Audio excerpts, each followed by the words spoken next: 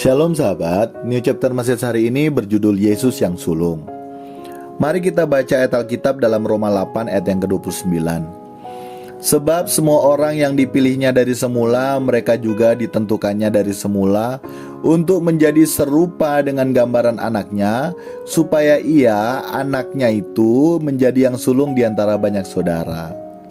Sahabat, melalui ayat Alkitab yang barusan kita baca sudah cukup jelas ya, bahwa kita semua yang dipilihnya dari semula, artinya kita semua yang tahu Injil, kita juga ditentukan untuk menjadi serupa dengan gambaran anaknya, yakni yang mulia Tuhan kita Yesus Kristus. Hal ini merupakan keistimewaan kita yang perlu dengan penuh kerendahan hati kita sadari bersama. Tetapi untuk menerima keistimewaan ini bukan hanya sekedar kita terima dengan iman, dan iman di sini bukan hanya sekedar aktivitas pikiran. Jadi hanya percaya dalam pikiran kita. Tetapi iman di sini yakni penurutan terhadap seluruh kehendak Allah. Karena iman yang dalam teks aslinya pisteuo artinya menyerahkan diri kepada objek yang dipercaya. Atau dengan kata lain, iman merupakan tindakan, bukan hanya sekedar aktivitas pikiran yang merupakan sebuah pengaminan akali maupun persetujuan pikiran.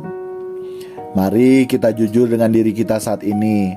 Kebanyakan kita merasa sudah percaya hanya karena pengaminan akali, sehingga status versus atau berlawanan dengan keadaan kita. Percaya kepada Yesus hanya sekedar percaya, tetapi tidak menyerahkan diri kepada Tuhan yang dipercayai, tidak disertai dengan tindakan yang nyata. Seperti halnya hubungan sepasang kekasih hanya sebatas rangkaian ucapan kata-kata cinta yang indah, tetapi tidak disertai dengan tindakan. Bahkan sampai ada cerita seseorang yang setia berarti di setiap tikungan ada cinta. Itu bukan berarti cinta. Kalau cinta maka harus dibuktikan atau diverifikasi, bukan hanya dari sebatas rangkaian ucapan atau kata-kata cinta, tetapi dari tindakan. Nah, sama halnya dengan iman. Bukan hanya sekedar pengaminan akali, tetapi wajib disertai dengan tindakan. Tindakan kita yang percaya kepada Yesus, maka sesuai dengan ayat Alkitab yang barusan kita baca, maka sejatinya kita akan menjadi seperti Yesus. Kita harus menjadikan Yesus yang sulung bagi kita, artinya Yesus menjadi teladan bagi kita manusia, agar kita manusia dapat menduplikasi gaya hidup Yesus yang senantiasa tepat sasaran atau tidak pernah meleset dalam melakukan kehendak Bapa di sorga.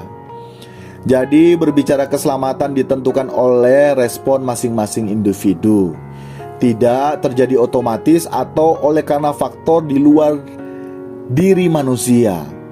Sehingga pandangan bahwa keselamatan masing-masing individu ditetapkan secara sepihak oleh Allah dalam kedaulatannya itu salah.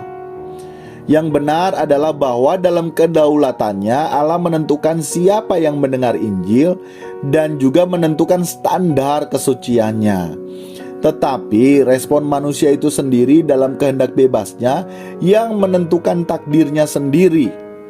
Sama halnya Yesus yang bisa jatuh tetapi memilih untuk tidak jatuh dan senantiasa tepat sasaran, sehingga yang mulia Tuhan kita Yesus Kristus telah menjadi sulung bagi kita.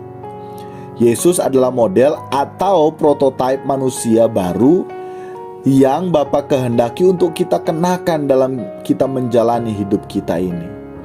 Tuhan Yesus memberkati kita sekalian. Amin.